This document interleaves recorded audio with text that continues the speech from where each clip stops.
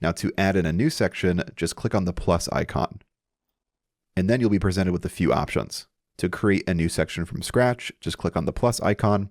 If you want to browse through Elementor's pre-made sections, you can do that here by clicking on the folder icon. To generate a section using AI, you can click on this button here. And Starter Templates also has pre-made sections and pages for you to choose from. So if you're looking to build something quickly, you can use these other options here. But for this video, and so we can learn how to build an actual section from scratch all by ourselves, we're going to click on the plus icon here. For the layout, we're going to choose Flexbox. And then I'm going to close out of the structure panel here on the right. And then we can see all of the different section structures we can choose from.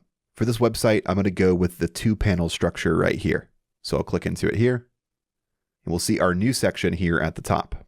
But right now the section is way too small and it's really hard to see. So let's go ahead and fix that. On the left, go ahead and find the height slider. Change this from pixels to VH. And then set this to 100. Now the section is going to take up the entire height of the page.